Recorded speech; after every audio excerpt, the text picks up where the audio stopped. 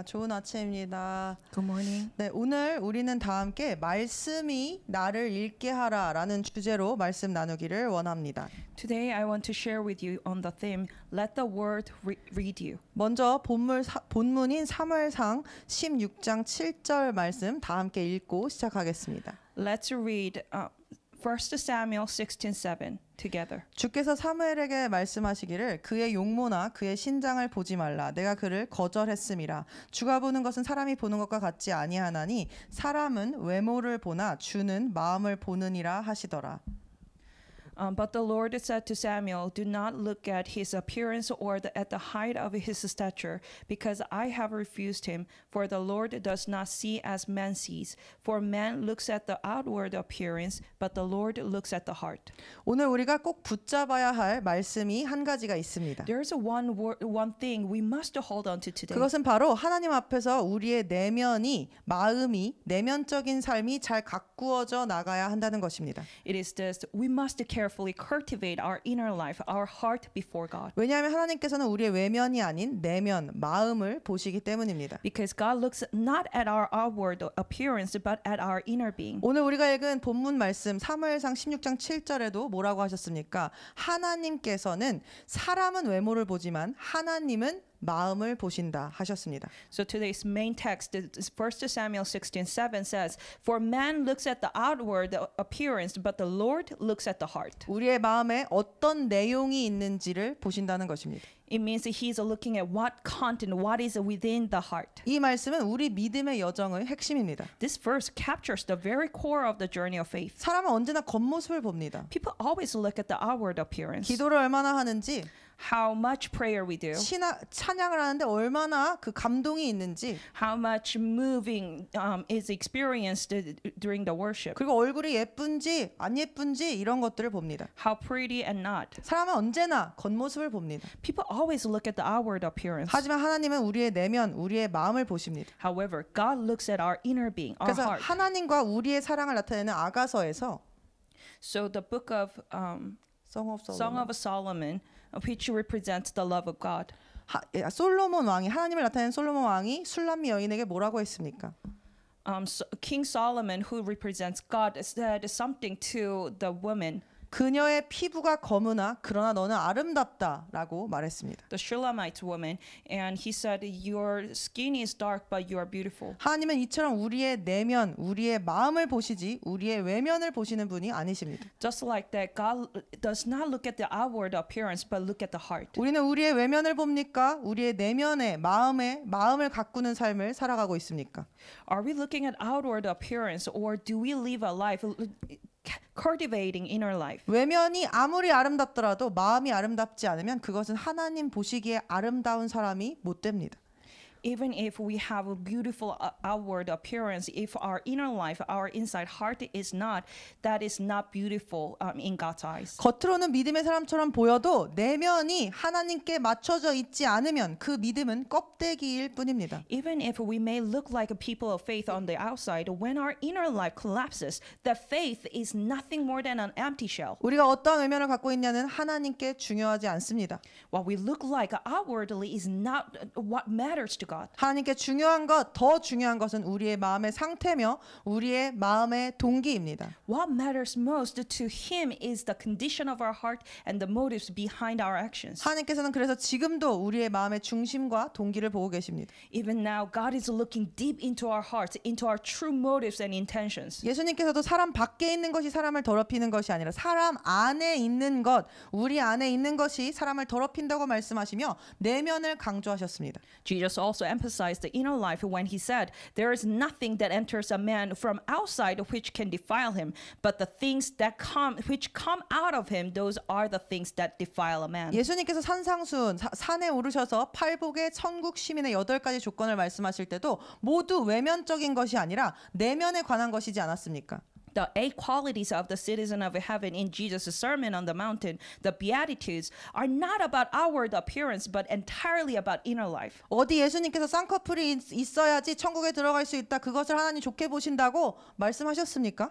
He didn't say we have to have double eyelid to go into the kingdom of God. 심령이 가난한 자, 애통한 자, 온유한 자, 마음이 청결한 자, 긍휼히 여기는 자, 화평케 하는 자, 의에 줄이고 목마른 마음이 있는 자, 의에 의할, 의를 위하여 박해를 받은 자, 이런 마음의 내면의 면들을 주님 천국 시민의 조건이라 말씀하신 것입니다. But rather, he said the condition of the citizen of heaven is those who are poor in spirit, those who mourn, the meek, the pure in heart, the merciful, the peacemakers, those who hunger and thirst for righteousness, and those who are persecuted for righteousness' sake. 그래서 오늘날 우리가 스스로 그리스도인이라고 부르면서도 여전히 외적인 모습과 행위, 겉모습만 신앙의 기준으로 삼는다면 저 사람의 어떤 겉모습, 겉으로 보이는 기도의 양과 이런 것들만으로 신앙의 기준을 삼는다면 그것은 잘못된 믿음의 모습을 갖고 있는 것일 수 있습니다. Therefore, if we call ourselves Christians today, yet still measure our faith only by outward appearance, actions, or performance,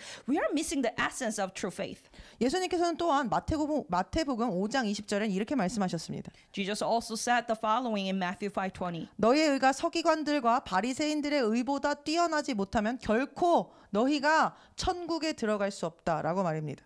Unless your righteousness exceeds the righteousness of the scribes and Pharisees, you will by no means enter the kingdom of heaven. 너희의 의라고 할 때 이 바리새인들의 의를 바리새인들은 뭐라고 말하고 있냐면 성전에서 기도할 때 그 바리새인들이 자기의 의를 이렇게 설명했습니다. 나는 하루에 3번 기도하고 일주일에 2번 금식하고 11조를 한다라고 말했습니다. And here the righteousness of the scribes and Pharisees are described in the following way. When they said, I pray 3 times a day, I fast twice a week, and I give my tithe. 그런데 이것이 바리새인의 의며 이것보다 뛰어나지 않으면 천국에 들어갈 수 없다. 예수님 말씀하신 것입니다. 그러면 예수님께서 지금 그들보다 더 많이 금식하고 그러니까 일주일에 3일 이상 금식하고 그들보다 더 많은 10의 몇 조를 드려야 하고 하루에 3번 이상 4-5번 기도해야 된다라고 말씀하신 것입니까?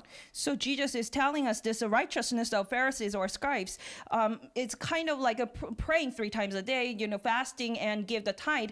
However, when he said that's not enough, your righteousness must surpass that of the Pharisees in order to enter the kingdom of heaven, is he saying that we have to be fasting much more and we have to pray more frequently than those? 만약에 예수님께서 이렇게 말씀하신 것이라면 아까 말씀하셨던 산상수훈의 팔복이나 사람의 마음에 있는 것이 사람을 더럽힌다던 예수님께서 내면을 강조하신 면과는 다른 이야기가 아닙니까? So if Jesus was saying that we have to do more frequently than the Pharisees and the scribes, then when he mentioned about the inner life that's in the Beatitudes, or that what comes out of man's heart defile man, it doesn't make sense. 당연히 이 말씀의 뜻은 그런 뜻이 아닙니다. Of course, what Jesus is telling us is it doesn't mean that. 그래서 이어진 21절, 22절에 예수님께서는 이 말씀이 어떤 것을 뜻하시는지 설명해 주십니다. So if we look at verse 21, 22, we can see what Jesus really meant. 그러면서 뭐라고 하시냐면 너희는 옛사람들이 말했던 바 살인하지 말지니라 살인한 자는 누구나 심판의 위험에 처하게 될 것이라고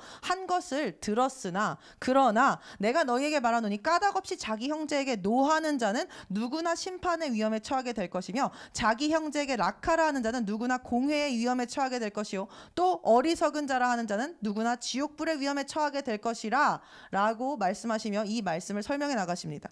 Jesus explained the true meaning of the statement by saying, You have heard that it was said to those of old, You shall not murder, and whoever murders will be in danger of the judgment. But I say to you that whoever is angry with his brother without a cause shall be in danger of the judgment, and whoever says to his brother, Raka, shall be in danger of the council.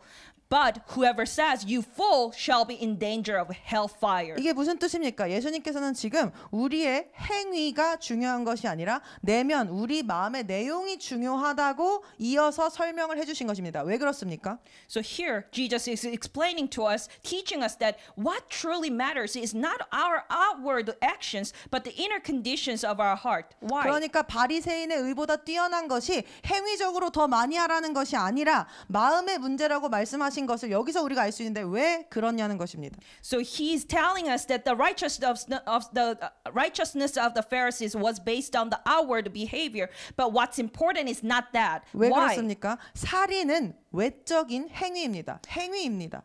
Because murder is, if you think about it, it's an external act. 그렇지만 분노하고 형제를 미워하는 것은 무슨 어디서 일어나는 일입니까? 내면에서 일어나는 일입니다. 그러니까 바리새인의 의보다 뛰어나라는 것은 바리새인보다 더 행위적으로 잘해라가 아니라 마음부터 잘 다스려라. 마음부터 하나님께 맞추어진 자가 돼야 된다라고 말씀하시는 것이라는 것입니다. But he says anger and contempt toward a brother are the matter of the heart. And here, by emphasizing this, God is telling us that when he says our righteousness needs to surpass the righteousness of the Pharisees, it's not about the action, but then that we have to deal with ourselves inner life. 바리새인의 의는 행위적인 것이었습니다. The righteousness of the Pharisees was based on the outward behavior. 그러나 예수님께서는 행위가 아무리 좋더라도 아무리 잘 하더라도 내면이 삐뚤어져 있다면 잘못되어 있다면 그것을 의롭다 하나님 앞에 바르다라고 여기지 않으십니다. But Jesus made it clear that even if our actions appear good,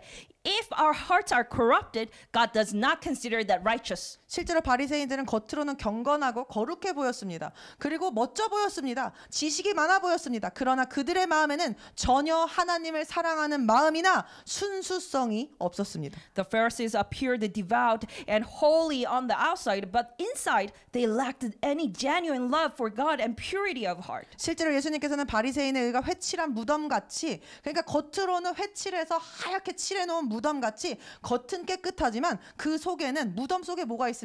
시체가 가득하듯이 그들 속에도 시체가 가득하다라고 말씀하셨습니다. In fact, Jesus said that righteousness of the Pharisees was like the whitewashed tomb, beautiful on the outside but full of dead bones within. 그런데 이런 말씀을 드리면 꼭 그래 역시 마음이 중요한 거지. 그러니까 교회 안 나가고 집에서 예배 드려도 된다. 헌금 안 해도 된다. 11조 안 해도 된다. 마음이 중요하다. 이러시는 분들이 꼭 있습니다. But whenever we say this, there are always someone who respond, well, yeah, if the heart is what matters, then I don't need to go to church. Well, I can worship at home. I don't have to give offerings or tithe. What matters is my heart. 그런데 그런 말을 하는 그 마음의 동기도 하나님은 보고 계십니다.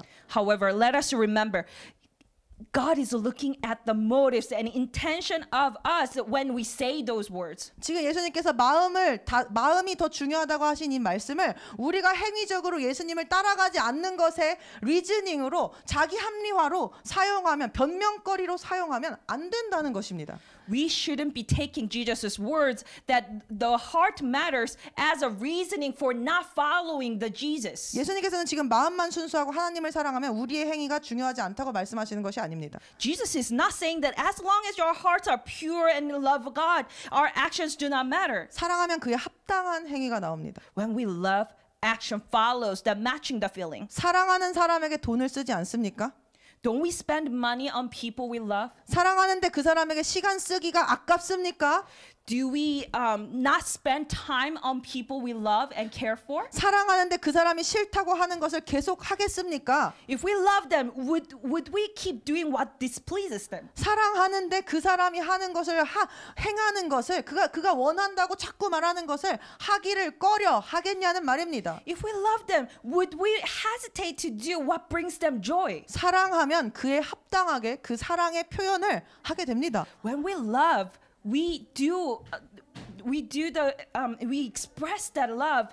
나무가 좋으면 열매도 좋은 법입니다. A good tree bears good fruit. 나쁜 나무에서 좋은 열매가 맺히지 않는다 주님 말씀하셨습니다. Jesus said that a bad tree can never produce a good fruit. 사도 야고보도 행위로 너희 마음 안에 있는 내용, 너희 마음의 믿음과 사랑을 보이라고 했습니다. Apostle James also said, "Show me your faith by your deeds." 오늘 우리의 행위는 우리 마음 속에 있는 것들의 결과물입니다. So our actions are simply the result of what is in our hearts. 단지 예수님께서 마음을 강조하시는 이유는 행위는 그저 결과물이며 사실은 마음의 문제이기 때문입니다. 행위는 꾸밀 수 있기 때문입니다. 그러나 마음은 꾸밀 수 없기 때문입니다. The reason Jesus emphasized the heart is because actions are merely the outcome. They can be decorated, disguised. 암을 치료할 때 암의 근원인 암세포를 치료하는 것이 중요합니까? 아니면 암으로 인해 발생하는 통증만 치료하는 것이 중요합니까? 당연히 암세포를 치료해야 할 것입니다. When treating cancer, what is more important? Addressing the pain caused by the disease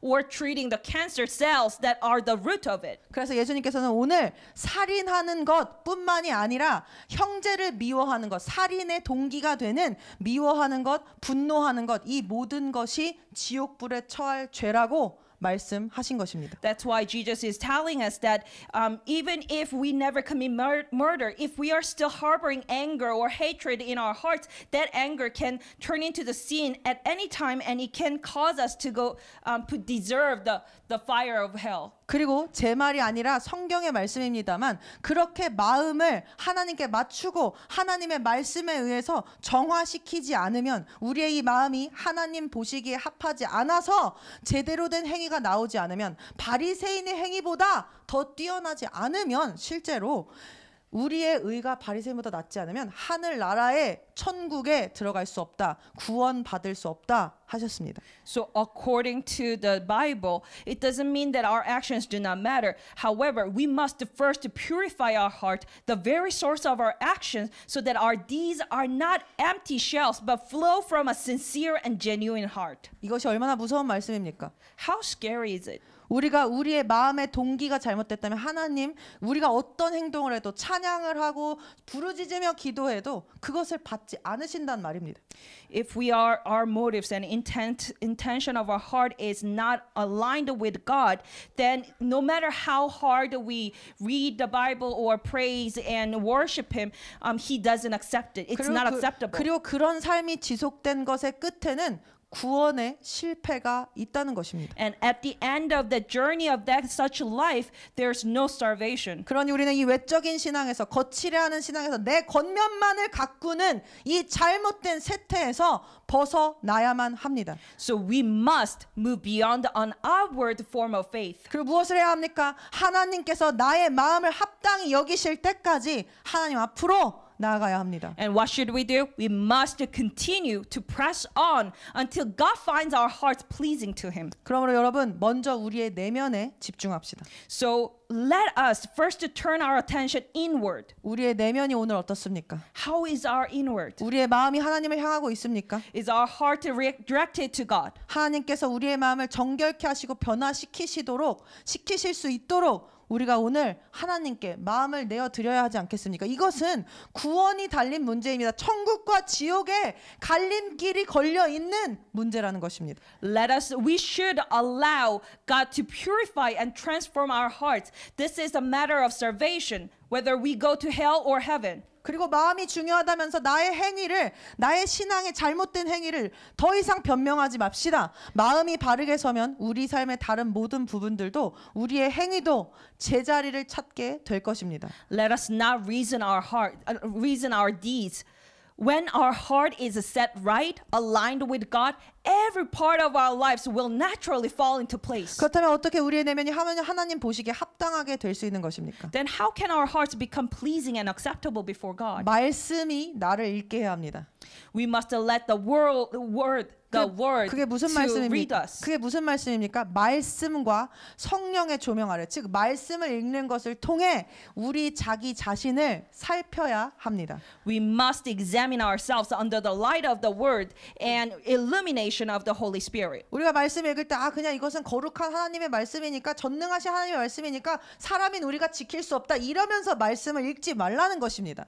We shouldn't be reading the Bible saying that, oh yeah, this is a word of the mighty God, so it's not something that we can actually keep. 말씀에서 나온 말이 있다면 형제를 사랑하라라는 말이 나왔으면 내가 형제를 사랑하는지 그 말씀의 거울로 나의 마음을 비춰 보면서 읽으라는 것입니다. So when we are reading the word and it says love your brother, we have to be reading and reflecting on ourselves about our love for the brother. 하나님은 또한 말씀만을 통해서 말씀하지 않으십니다. 읽기만을 통해서 말씀하지 않으십니다.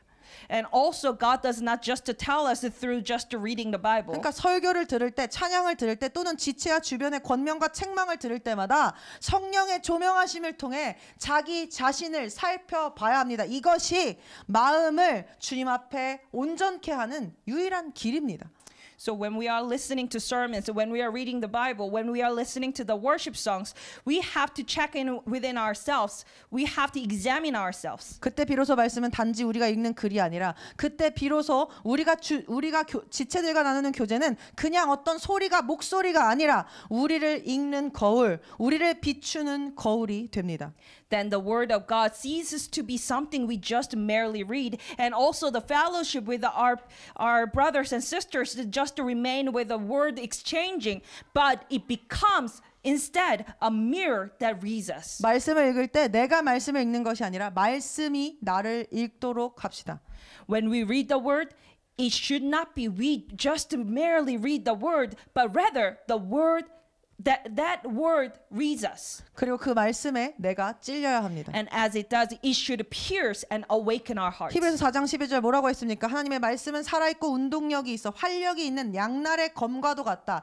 양날이 선 검과도 같다. 그래서 관절과 골수를 가르듯 우리의 마음의 동기와 생각을 가른다고 했습니다. Hebrew 4:12 says, "For the word of God is living and powerful and sharper than any two-edged sword, piercing even to the division of soul and spirit and of joints and marrow, and is a discerner of the thoughts and intents of the heart." 여러분 말씀을 제대로 읽고 있다면 그리고 지체 간의 성령의 흐름 가운데 교제를 제대로 하고 있다면 우리의 마음의 동기와 생각이 분별되는 일은 반드시 일어나야 하는 일입니다. Beloved, when we are reading the words, the living words rightly, if we are having the fellowship rightly, we should have God discerning our motives and reveals what lies hidden within us. 말씀을 읽는데도 여전히 마음에 찔림이 없다. 여전히 나는 괜찮은 것 같다. 변화의 필요성을 느끼지 못한다면 하나님을 만나기 전이나 후나 똑같은 삶을 살고 있으면서 똑같은 행동을 하면서도 양심의 가책을 느끼지 못한다면 그것은 하나님의 살아계신 말씀이 나의 삶에 살아 역사하고 있지 않다는 뜻입니다. 즉 살아계신 하나님을 만나고 있지 못하다라는 뜻입니다. So if we are reading the word but still feel no conviction in our heart and see no need for change, and if we live the same life every day doing the same things and without feeling any guilt before and or after meeting God, it is the evidence that God's living word is not alive and active in our life.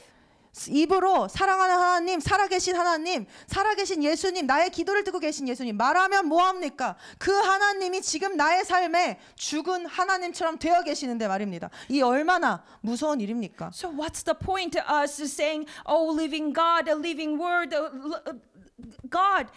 What's the point if His word is not alive and active in our life? It means that living God has become just like a dead God in our life. How terrifying is it? 우리는 살아계신 이 하나님의 말씀의 일하심이 우리의 마음 가운데 작용하는 것, 양심의 가책을 느끼고 마음이 찔리며 행동의 변화를 만들어낼 수밖에 없는 그러한 지경까지 이끄는 그러한 하나님의 말씀의 역사를 경험하며 살고 있습니까?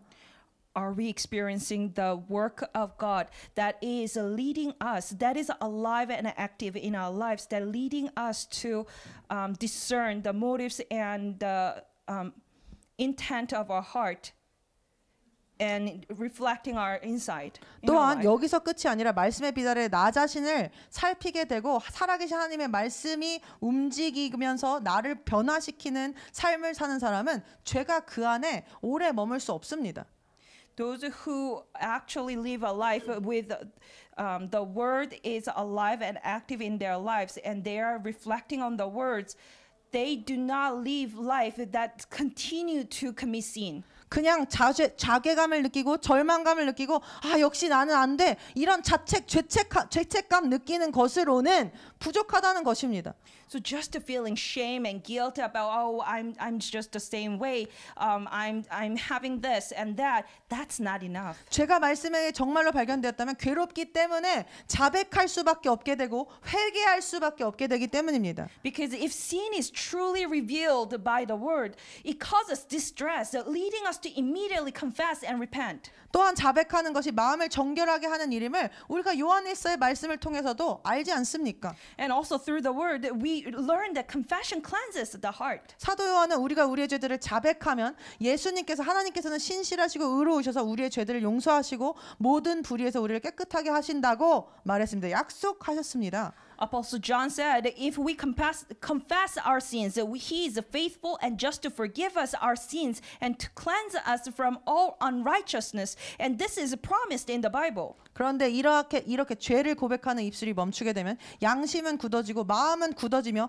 마음은 점점 어두워지게 됩니다. But when the lips of confession fall silent, the conscience hardens and the heart gradually darkens. 왜냐하면 만일 우리가 죄를 짓지 않았다고 말하면서 행동의 변화를 촉구하지 않으면 우리는 그분을 거짓말쟁이로 만드는 것이며 그분의 말씀이 우리 안에 있지 않은 것이기 때문입니다. Because we say that we have not sinned and we are not urging us to have change the behaviors, we make him a liar because his word is not in us. 그러니 날마다 자백하고 회개하는 사람의 마음은 늘 성령의 바람이 통하는 부드러운 마음이 되지만 이 자백과 회개가 없는 삶을 살게 되면 돌이키는 삶이 없는 사람은 굳어진 마음을 갖게 됩니다. The heart of the one who confesses and repents daily remains a soft heart through which the wind of the Holy Spirit can always flow. However, those who do not have that continue to have the hardened heart. 그리고 이 굳어진 마음을 갖고 있으면 오늘과 같은 이러한 우리의 마음을 기경한 우리의 마음을 깨어 부수는 말씀이 들어갔을 때 And if our heart is hardened, when there is a word that is supposed to break through our hearts, enters our heart, 마음이 아픔을 느낍니다. 짜증을 느끼고 이게 거부감이 됩니다. 왜냐? 마음이 굳어져 있기 때문입니다. we experience the rejection of the words. We kind of feel resistance to the word. 그리고 우리가 스스로 말씀에 의한 거울로 자신의 내면을 살피는 일을 해야 하는 이유는 또 있습니다. And there is another reason why examining ourselves in the mirror of the word is beneficial. 왜냐 그것은 우리의 삶의 열매를 맺는 유일한 방법이기 때문이며 하나님의 데스티니가 이루어지게 되는 그러한 놀라운 선물을 갖고 있기 때문입니다. Because that is the only way to bear the fruit in our lives, and also God's destiny for us gets fulfilled. 우리가 아까 말했지만은 그래 나는 그래도 최소한 죄책감을 느끼고 있어. 하나님의 말씀이 나를 찌르고 있어. 여기서 만족하면 안 된다고 말씀드렸습니다. Earlier I shared that we shouldn't be satisfied with having the guilt and shame that I cannot follow the word. 이것은 후회하는 것입니다. That's resenting. 그러나 후회와 bitterness. 회개는 다른 것입니다. That is different from repentance. 가룟 유다도 후회는 했습니다. Judas Iscariot he also resented, 그런데 그의 결과가 뭐였습니까? regretted. But what was the result? 그의 결과는 자살하는 것이었습니다. And the consequences, the fruit of that was the suicide. 그러니까 자책감을 느끼고 나 자신을 정죄하는 것만으로는 우리의 마음이 깨끗해지고 있다. 말씀이 살아 역사한다 말할 수 없습니다. So just by having the guilt and shame within our heart and having the self-criticism, we cannot just say that the word is alive and active in our heart. 회개에는 합당한 열매가 맺힌다고 세례 요한이 마태복음 3장 8절에 말했습니다. Because in Matthew 3:8, it's said because repentance always produces fruit worthy of it. 특별히 이 말은 믿지 않는 자들을 향해 한 말이 아니라 그 당시 믿는 자였던 교회에 다니는 장로님, 권사님, 집사님이었던 세례 요한 그 집사님이었던 바리새인들과 사두 개인에게 세례 요한이 한 말입니다. In fact, this was not the word directed to unbelievers. However, rather, it was directed to the believers who were Pharisees. 왜냐? 그들이 나는 회개한다라고 입술로 고백하지 하나님 저희들의 죄를 용서해달라고 말하고 양을 잡고 소를 잡고 피를 내지만 실제로 그들의 마음의 변화가 없었기 때문입니다. 실제로 그래서 그들의 삶에 회개에 합당한 열매가 없었기 때문입니다. Because with the lips, they said that I repent, and they actually killed the cows and lambs, and they actually brought the sacrifice. However, that was just a behavior action. 진정한 회개는 말이나 감정으로 끝나지 않습니다. True repentance does not end with the words or the emotions. 후회로 끝나지 않습니다. It doesn't end with the regrets. 그에 합당한 열매로 나타납니다. It always bears the fruit that's worthy of it. 성경 속에서 인생의 열매를 맺으며 쓰임 받은 사람들을 떠올려 봅시다. Let us think of those in the Bible who lives bearing the fruit 다윗, 이사야, 사도 바울 이런 사람들이 있을 것입니다. and was powerfully used by God. We can think of David, Isaiah, Apostle 그들에게는 한 Paul. 가지 공통점이 있습니다. They all had one thing in common. 바로 자기 자신의 내면을 하나님의 말씀과 빛에 비추어 깊이 돌아보는 사람이며 회개에 합당한 열매를 맺는 삶을 살았던 사람들이라는 점입니다. That is, they were people who deeply examined their own hearts in the light of God's word, and they lived a life of bearing the fruit that's worthy of it. 무슨 일이 벌어졌을 때 그들은 다른 사람을 탓하거나 환경을, 그들의 처지를, 그들의 과거를 원망하지 않았습니다. When things happened, they did not blame others or their circumstances or their past. 항상 자기 자신을 먼저 보았습니다. They always looked at themselves first. 다윗이 밧세바와 간음을 저지르고 그의 남편을 살인, 교사한 중대한 범죄를 저지른 후에 회개하며 썼던 시편 51편에 이렇게 고백하지 않았습니까? David confessed in Psalm 51 after committing adultery with Bathsheba and orchestrating her husband's death. 하나님, 내 속에 정한 마음을 창조하시고 내 마음을 정직하게 해달라, 이렇게 회개했습니다. He repented, saying, "Create in me a clean heart, O God, and renew a steadfast spirit within me." 그리고 선지자 나단이 와서 그를 책망했을 때 그는 사람 탓도 하지 않았고 과거 탓도 하지 않았고 상황 탓도 하지 않았습니다. 그저 내가 여호와께 죄를 범하였노라 하며 주님 앞에 엎드렸습니다. And when be confronted by the prophet Nathan for the sins of adultery and murder, David did not blame anyone or anything. He simply confessed, "I have sinned against the Lord." 그는 즉시 하나님께 돌아가 자기 내면의 동기, 자기 자신을 살피며 말씀에 의해 비추며 솔직하게 인정하고 회개했다는 것입니다. He immediately returned to God, honestly acknowledging his inner motives and repenting. 사실 그는 핑계댈 거리들이 많았습니다. He actually had a lot of things to use as excuses. 나한테 이런 음란의 문제가 있는 것, 그의 부모를 탓할 수 있었습니다. He could have blamed on his parents for having this spirit of 왜냐하면 spirit of lust. 왜냐하면은 Because 시편 51편에 보시면 다윗이 회개하면서 이런 말을 합니다. in Psalm 51, David actually confesses the following. 내가 죄 중에 잉태되었다, 이렇게 말을 합니다. I was born in the sin. 그 말을 많은 신학자들이 뭐라고 말하냐면 다윗이 아마도 서자였을 것이라는 것입니다. 본처에서 낳은 아이가 아니라 아버지가 바람 펴서 낳은 아이였을 가능성이 높다고 말하는 것입니다. 그럼 그가 자신의 음란의 탓을 자기 부모에게 돌릴 수 있었다는 것입니다. A lot of scholars say that David probably had a different mother, and David could actually excuse himself, saying that, "Well, I have such parents and I have such a history." 우리가 그런 행동을 하나님 앞에 많이 보이지 않습니까? 내가 뭘 못하고 내가 뭘 연약할 때, 잘못을 저질렀을 때, 내가 어렸을 때 이런 상처가 있어서 그렇다고 핑계를 대지 않습니까? Are we like that? We make excuses. Oh, like when I reflect on my childhood, this happened, and because of that, I'm like this. 그러나 말씀에 나를 비추어 보는 사람은 그렇게 말하지 않습니다. However, people who actually reflect themselves on the word do not say that. 그저 내가 하나님 앞에 죄를 지었습니다라고 고백합니다. But rather confess that I have sinned against God. 이 시편 51편, 이 다윗의 고백들은 그리스도인이 본받아야 할 자기 성찰, 회개의 모델입니다.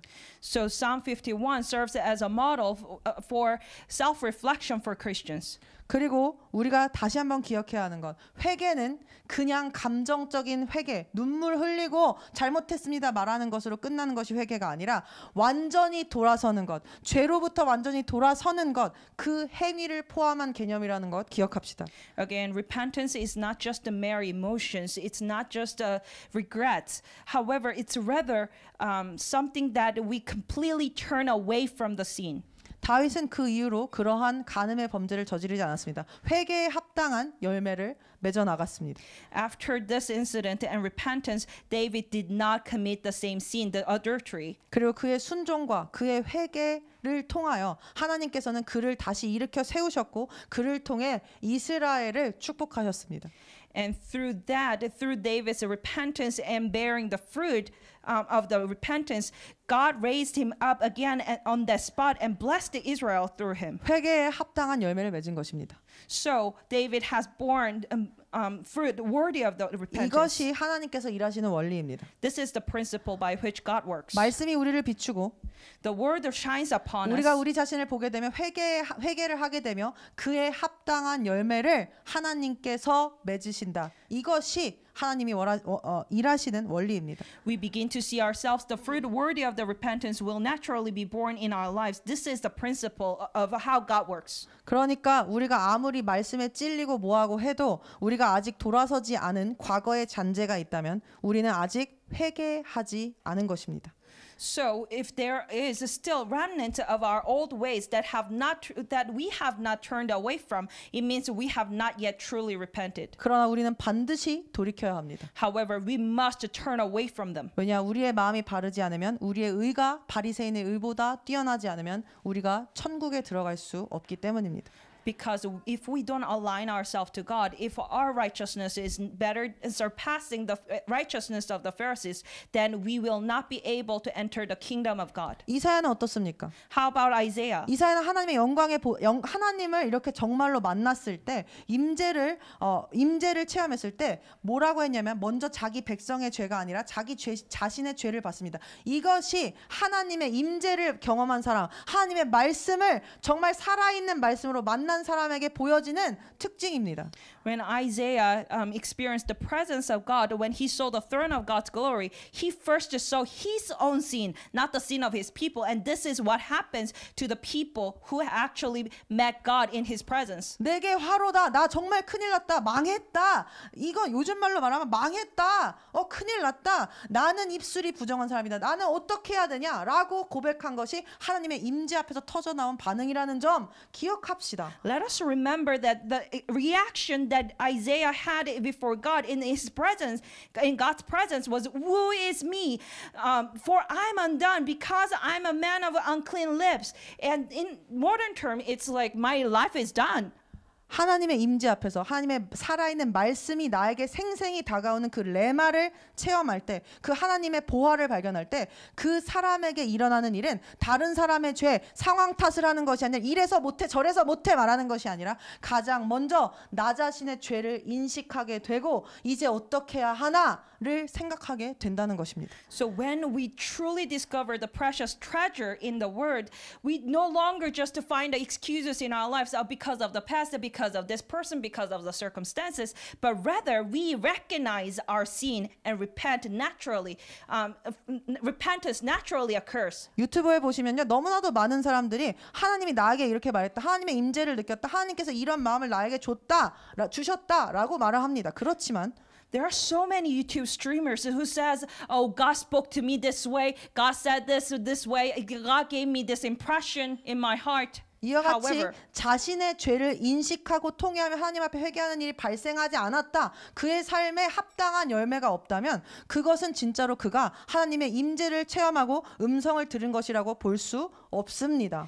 However, if they're in their lives, they did not experience that, I have sinned and I recognize this sin in my life and I repented to God and I bore the fruit of the repentance. If that confession is missing, that person did not hear God correctly. 정말로 말씀에서 귀한 보화를 찾잖아요. 그렇게 되면은 나의 죄가 인식되고 그것을 넘어서 그 죄에서 돌아서는 회개의 역사가 반드시 일어난다는 것입니다. 지금 우리의 삶에 그것이 있습니까? Because when we truly discover the precious treasure in the word, the recognition of our sin and repentance naturally occur. Do we have this in our life? 아니 어떤 분이 제가 이렇게 설교를 듣다가 어떤 분이 그러시더라고요. I was listening to a sermon and somebody said this. 아니 교회 나와가지고 일주일 동안 세상에서 힘들게 살다가 교회 와가지고 힘 좀 내고 가고 싶은데 교회 오면은 혼나고 가는 것 같다 이렇게 말하면서 그렇게 해서야 되겠냐 이러시는 것입니다. That person said, well, I have this hard life during the week and then I go to church and then at church I get, scolded and I want to gain some energy out of the church but I get scolded and I feel more discouraged. Is that right? 그런데 이것은 정말 이상한 일입니다. But this is really 저는 strange. 정말 이상하다 생각합니다. 왜냐? 이것은 사탄의 속임이기 때문입니다. 왜 속임이냐? Because this is the deception of Satan.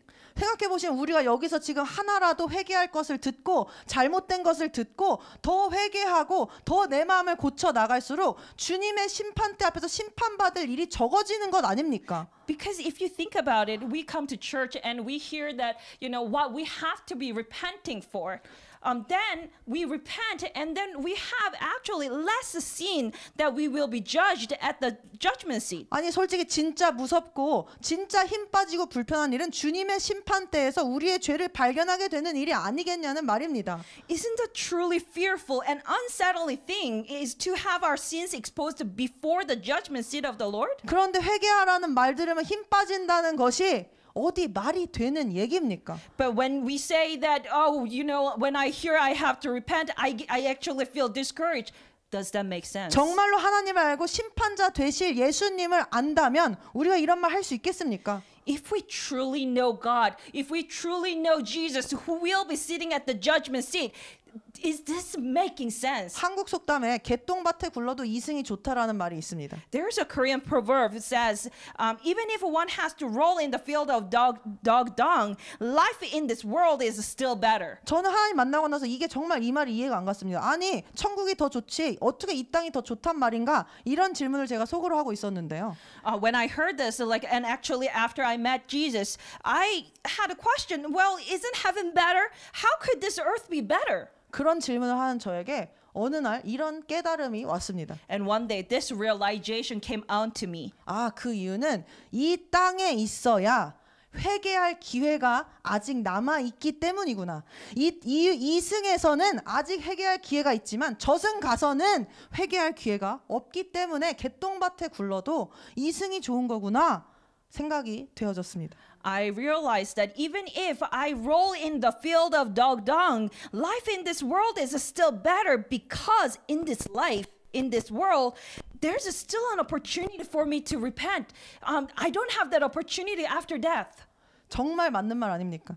This is absolutely true. 하나님께서는 심판대에서 우리를 심판하고 싶어 하지 않으십니다. 그것이 하나님의 본심이십니다. 주님은요, 우리를 반겨주고 싶으십니다.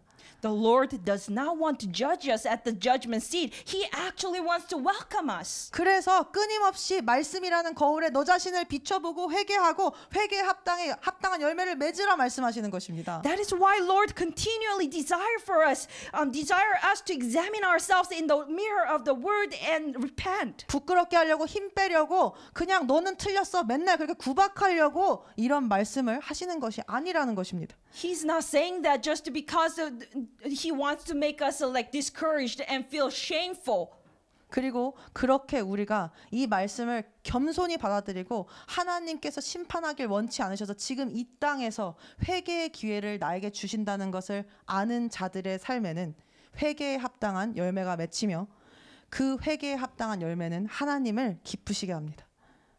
When we humble ourselves and accept the word, accept the sinful nature and all the things that is reflected by the mirror of the word, we are able to change ourselves, align ourselves to God and actually bear the fruit of the repentance in our lives, which pleases God. 이사야 선지자의 삶에도 회개에 합당한 열매가 맺어지기 시작했습니다.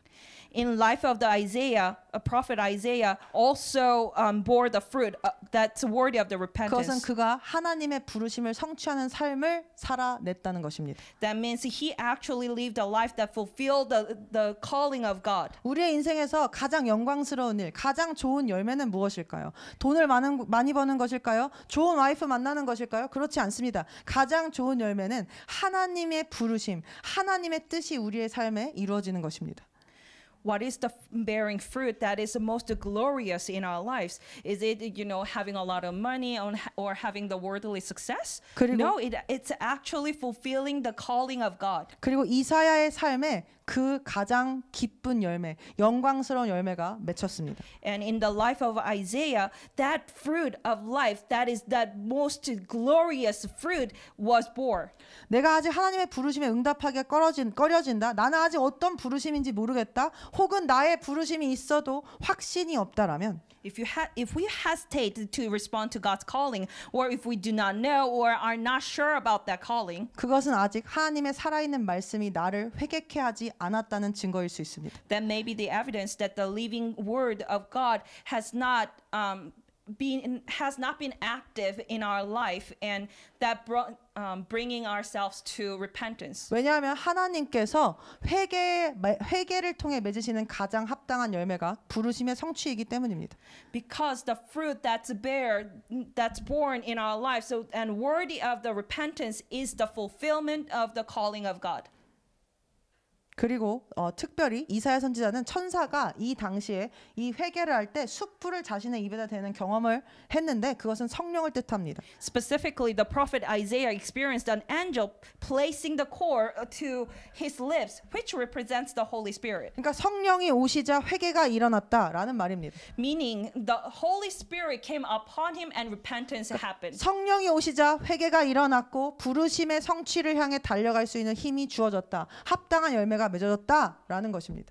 The Holy Spirit came upon him, and that brought him into the repentance, bearing the fruit of the repentance, which leads him to the fulfillment of the calling of God. 즉 내가 아직 나의 부르심대로 살지 못하겠다라는 것, 내가 내 부르심이 뭔지 모르겠다, 부르심이 있는데도 열정이 없다라는 것은 성령을 아직 경험하지 못했다는 것입니다. So when we say that, I cannot fulfill the calling of God, or I cannot move forward towards the calling of God, and we are having the troubles, that means actually that we have not yet truly experienced the Holy Spirit. 우리 다시 한번 마지막으로 이들의 공통점은 다시 한번 무엇입니까? 자신의 내면을 살펴보고 하나님의 말씀에 의해 회개하며 하나님께서 일하실 수 있도록 마음을 겸손히 하나님께 비우고 드렸던 사람들, 그래서 회개에 합당한 열매를 맺었던 사람들이라는 점입니다. Again, what's the common trait among them? It is that they examined their own hearts, repented through the word, and humbly emptied themselves before God, offering their hearts so that He could work through them. 그리고 그 비워진 마음에 하나님은 성령을 채우시고 그분의 능력을 채우셔서 그들의 삶에 데스티니를 이루셨습니다. And into those emptied hearts, God filled the Holy Spirit and His power, fulfilling the destiny of their lives. 우리의 삶에도 이런 일이 일어나야 하지 않겠습니까? We should have this experience in our lives too. 그러니 우리 하나님께서 오늘 이 말씀을 통해서 그리고 우리의 삶 가운데 우리 어떨 땐 꿈 가운데 우리의 마음에 주시는 것들, 우리의 마음에 찔리게 하시는 것들을 그냥 지나치지 않기를 바랍니다. So let us not just pass the dreams or the environment or the circumstances that God allows in our lives, piercing our hearts. 우리가 회개할 것을 회개하지 않고 마음에 찔리는 것이나 하나님께서 분명 상황과 환경과 때로는 꿈을 통해서라도 주시는 이 작은 경고에 귀 기울여 회개하지 않으면 말씀이 살아 움직일 때 그때 우리도 똑같이 행동을 취하지 않으면 그 말씀은 힘을 그 자리에서 잃어버립니다. 왜냐? 내가 거부했기 때문입니다. If we fail to repent of what we should and do not respond to the small warning God gives through the situation, circumstances, or even dreams, when God's word is active in our lives, but then we don't follow, we don't obey to it, then the word, that living word loses its strength. 우리도 다윗과 이사야와 같은 그 합당한 열매, 특별히 부르심의 열매를 맺는 삶 살기 위해서 우리가 이렇게 작은 것들부터 하나님 나에게 주시는, 오늘 나에게 주시는, 마음에 주시는 그 찔림부터 행하자, 회개하자라는 것입니다. In order to follow the step of David and Isaiah, who bore the fruit of the repentance, fulfilling God's calling, we should respond. We should deal with the small warnings that is within our lives first. 여러분 우리 이제 거의 끝나가는데요. 우리 배드버그라고 들어보셨죠? 한국말로 빈대라고 하는 건 말입니다. Have you ever heard about bed bug? 이 벌레는 크기가 참 작습니다. This insect is very small. 깨 Tiny. 한 톨의 4분의 1도 되지 않는다고 합니다. It's only about a quarter size of a grain of sesame. 그런데 이 피해는요 상상 그 이상입니다. But the damage it can cause is beyond imagination. 이 작은 벌레에게 한 번 물리면 피가 날 때까지 긁어도 가려움이 사라지지 않을 정도로 괴롭고 이 벌레는 계속해서 물고 또 뭅니다. Once bitten by this tiny insect, it itches so badly that even scratching until bleeding does not relieve it. 그리고 번식력도 뛰어나서 알을 까고 계속해서 아주 기생하며 살아갑니다. And it spreads like crazy. 그래서 초기에 잡지 않으면 나중에는 가구부터 모든 물건을 다 가져다 버려야 할 정도로 피해가 막심해집니다. So if not dealt with early, eventually one may have to throw away all the furniture and all belongings due to the severe damage. 제가 이 얘기를 갑자기 왜 하냐면 The reason why I bring this up 최근에 is 제가 아는 분이 집에 빈대가 생겨서 굉장히 고생을 하셨다고 하는 것입니다. I know this person who actually went through this consequences of the bed bug. 그분이 아파트에 사시는데 그 아파트 전체가 다 난리가 났다고 했습니다. This person shared that this person lives in the apartment, and because of this bed bug, the entire building is affected. 옷이나 물건들 모두를 비닐봉지에 넣어서 밀봉하고 매트리스를 들어 올리고 가구들을 다 샅샅이 뒤지고 그 작은 벌레를 하나 잡기 위해서 난리를 쳤다 이렇게 말씀을 하시는 것입니다. Clothes and items are sealed in plastic bags. The mattresses get lifted, and every corner is meticulously searched, and the whole house becomes a battlefield just to catch that one tiny bug. 그런데 전문가가 와서 그 집을 샅샅이 뒤져서 그분을 물었던 베드버그를 찾아냈는데 몇 마리인지 아십니까? In the end, when the expert came to inspect, and they found this bed bug in the house which bit him, do you know how many bed bugs were there? 딱 한 마리였다고 합니다. It was just one bed bug. 저는 그 이야기를 들을 때 갑자기 이런 생각이 들었습니다. Listening to this, I thought the following. 우리가 하나님의 말씀에 의해서 우리에게 찔림을 주실 때 하나님 우리에게 회개할 것들 생각나게 하시고 돌이켜야 할 것들 변화돼야 될 부분을 누구를 통해서라도 말씀을 통해서라도 우리에게 말씀하실 때 그것을 대해야 하는 자세가 바로 이런 자세가 아닐까, 배드버그 잡는 자세가 아닐까라고 생각이 들었습니다. When God reminds us of the sin that we should be repenting, when God is letting us to realize that whether that's through the words or through the people or through circumstances, shouldn't this attitude of trying to look for that bad bug, shouldn't it be our attitude? 작은 이 벌레가 내 살 좀 물어가지고 그것 좀 간지럽다고 이렇게 쥐잡듯이 다 난리를 치면서 전쟁터를 방불케 할 정도로 베드버그를 잡으려고 하면서 우리는 우리 마음에 있는 하나님이 고치기를 원하시는 그 죄를 어떻게 대하고 있습니까? When we are bitten by this bed bug, it's just a tiny spot in our body, and we go through this battlefield-like kind of experiences, searching for this one tiny bed bug. But when we have this sin, whether that's small or big in our lives, how do we actually attend those sins in front of God?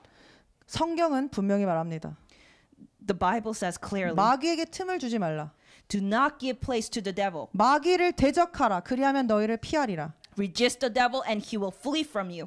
우리가 오늘 하나님께서 우리에게 하시는 말씀을 방치하게 되면요. 그것이 적은 누룩이 되어 온 덩어리에 퍼지듯 그 작은 배드버그 하나가 온 집안을 망쳐놓듯 다 나중에 물건을 버려야 될 정도로 망쳐놓듯 우리의 삶도 그렇게 될지 모릅니다. 아니 그렇게 됩니다.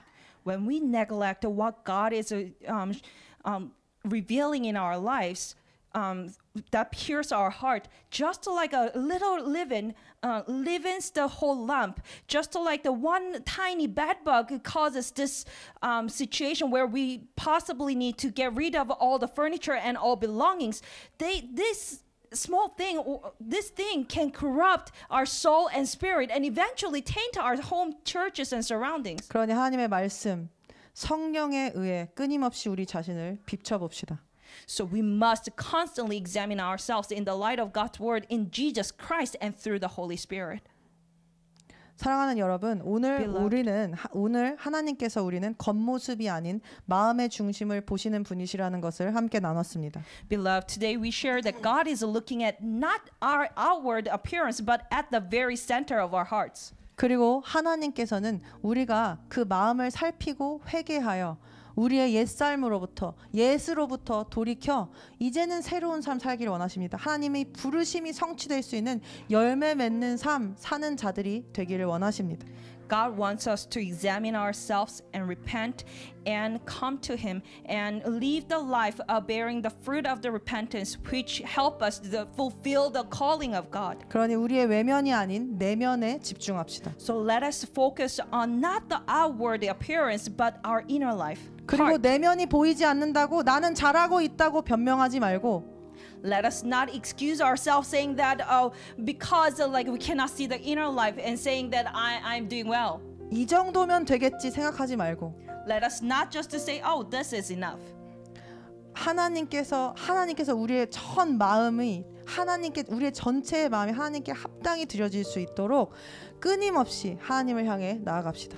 Let us walk towards God without stopping, without any pause towards God. 내면에 집중하다 보면 외면은 저절로 아름다워지고 깨끗해집니다. When we focus, when we attend our inner life, inner self, our outward appearance will naturally become beautiful and pure. 하나님께서 중보 기도자분을 통해 저에게 말씀하신 적이 있습니다. God once spoke to me through the intercessor. 너가 나이 들수록 아름다워지고 싶냐?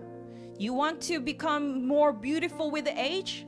그렇다면 아름다워지는 비결은 하나님께 모든 것을 맡기고 비운 청결한 마음에 있다라고 말입니다. The secret to growing more beautiful with age lies in entrusting everything to God and maintaining a clean, emptied heart. 그러니 오늘 우리의 시선을 우리 밖을 자꾸 쳐다보는 그 진짜 거울이 아니라 Let us instead 그 육적인 거울이 아니라 of keep looking at the mirror of the flesh. 진짜 나를 비추는 진짜 거울인 하나님의 말씀 앞에 우리 자신을 세우고 우리의 눈을 고정합시다.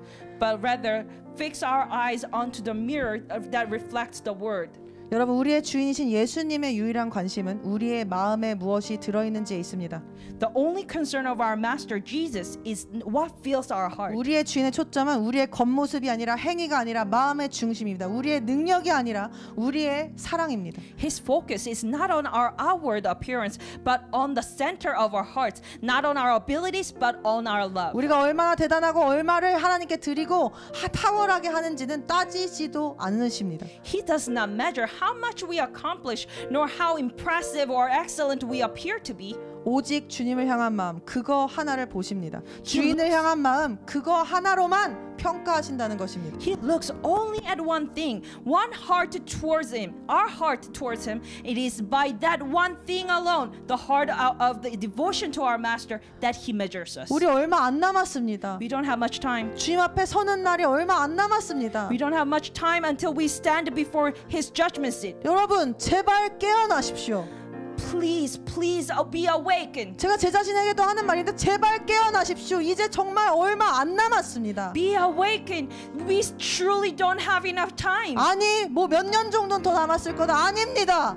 No way. We may have like years. No, that's not true. 당장 내일 어떻게 될지 모르는 것이 우리 운명 아닙니까?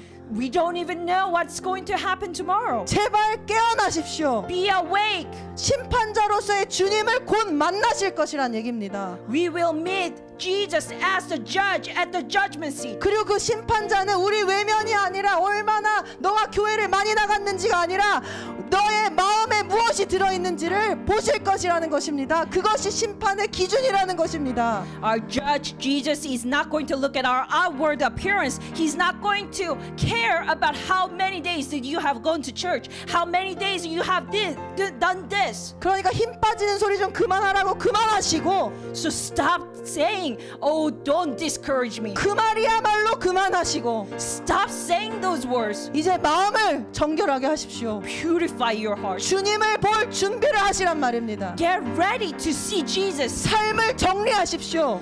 Organize your life. 주님이 기뻐하시지 않는 것들을 담대하게 버리십시오. Boldly get rid of things that unpleases God. 주님 기뻐하시지 않는 관계들을 담대하게 끊어내시라는 말입니다. Cut off all the relationship that displeases God. 주님이 기뻐하시지 않는 자리를 박차고 나오시란 얘기입니다. Get out of the place that displeases God. 주님이 원하시지 않는 것은 드시지 좀 마십시오. Don't eat what God is displeased with you eating. 이제 제발 Please 깨어납시다.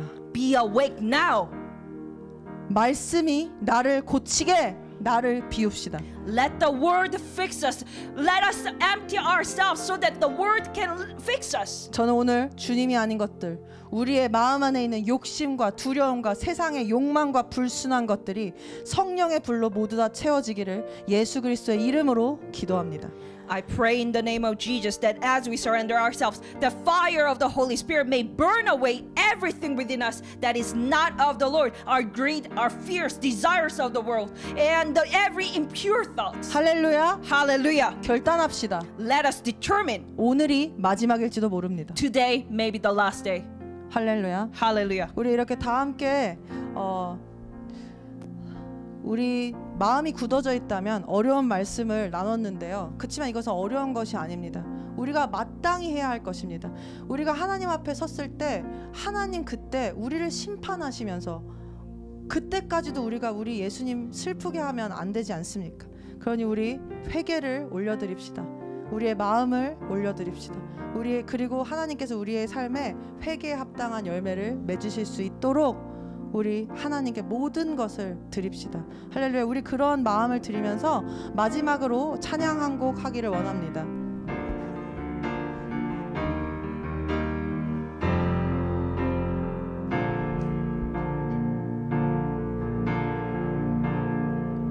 When the music fades, all is stripped away, and I simply come, longing just to bring something that's of worth that will bless your heart. I'll bring you more than a song, for a song in itself is not what you have required. You search much deeper. You search much deeper within. Through the way things appear, you're looking into my heart. I'm coming back. I'm coming back to the heart of worship, and it's all about you, all about you, Jesus. I'm sorry, Lord, for the thing I made it, when it's all about you, all about you, Jesus. 찬양의 열기 모두 끝나면, 찬양의 열기 모두 끝나면 주 앞에 나와 더욱 진실한 마음을 드립시다. 더욱 진실한 예배 드리네. 주님을 향한 노래 이상의 노래, 노래 이상의 노래, 내 맘 깊은 곳에 주께서 원하신 것, 주님께서 원하시는 것이 무엇입니까? 화려한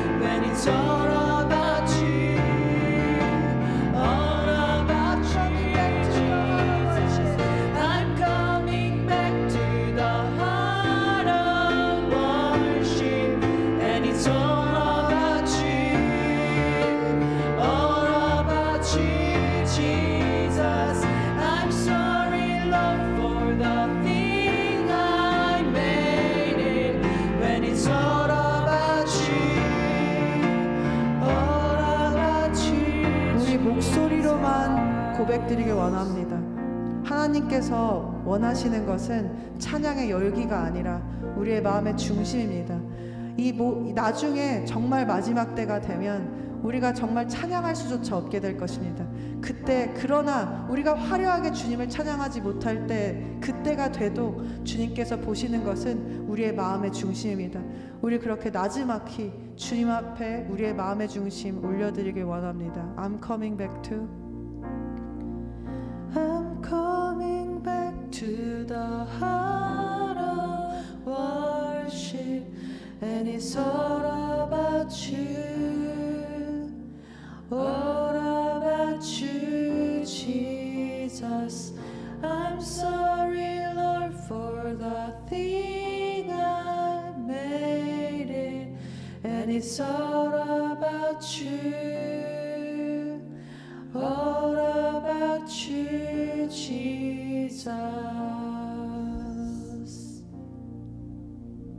할렐루야. 주님, 오늘 우리가 나눈 말씀처럼 하나님께서 보시는 것, 예수님께서 보시는 것은 우리의 외면이 아니라 우리의 행위가 아니라 우리의 마음입니다. 아버지, 그러나 우리가 이 말씀을 붙잡고 우리의 행위가 부족한 것을, 우리의 행동과 사랑의 표현이 부족한 것을 합리화하고 변명하지 않게 하여 주시옵소서. 그리고 우리가 정말 찬양한 것처럼, 말씀 나눈 것처럼 주님 앞에 우리의 마음의 중심이 주님께 드려지지 못하고 우리가 회개에 합당한 삶을 살지 못하는 것을 주님 앞에 회개하며 우리가 찬양한 것처럼, 주님 죄송합니다, 제가 행한 모든 것들, 제가 만든 모든 이 결과물에 주님 죄송합니다 하면서 주님 앞에 나아갈 때 주님 그 모든 것들을 주님께서 영혼을 구원하시는 그 통로로, 그리고 우리의 삶의 데스티니가 이루어지는 그 재료들로 주님 만드실 것입니다. 우리가 아무리 망쳐도 주님께서는 다시 살리시는 분이시기 때문입니다. 주님, 우리가 의지할 것은 오직 그 하나님밖에 없음을 아버지 주님 앞에 고백합니다. 그러니 그 하나님께서 보시는 우리의 마음을 주님 앞에 정결케 하고 주님 앞에 드릴 수 있게 겸손케 하여 주시옵소서. 우리가 오늘 그 결단을 내리며 나아갑니다. 더 이상 회개하라 한다, 힘 빠지는 소리 한다, 그런 말하며 불평불만하지 않게 하여 주시옵소서. 우리의 마음을 돌이킬 수 있게 하여 주시옵소서. 하나님의 본심은, 하나님의 진심은 우리가 회개에 합당한 삶을 살고 회개하며 살아서 우리가 마지막 날 주님께 책망받을 것들이 남아있는 자가 아니라, 심판받을 것들이 남아있는 자가 아니라 주님께서 기쁘게 안아주실 수 있는 자들, 칭찬하실 수 있는 자들로 빚어지는 것임을 주님 앞에, 주님 그 마음을 우리가 헤아려 드리며 주님의 마음을 시원케 하며 주님 앞에 나아갑니다. 결단합니다. 주님, 우리의 이 결단과 함께하여 주시옵소서. 그리고 우리의 날이 얼마나 남았을지 모르나 그 남은 날들 동안 주님을 기쁘시게 하는, 회개에 합당한 열매를 맺는, 부르심대로 사라지는 그런 인생들 되기를 원합니다. 주님 감사합니다. 그리고 주님의 살아계신 말씀이 우리 안에 계속해서 살아 역사하실 수 있도록 지금 이 시간 성령의 불로 우리를 인쳐 주시기를 주님 간절히 기도합니다. 주님 감사합니다. 이 모든 말씀, 이 모든 예배, 이 모든 찬양 살아계신 예수 그리스도의 이름으로 기도드렸습니다. 아멘.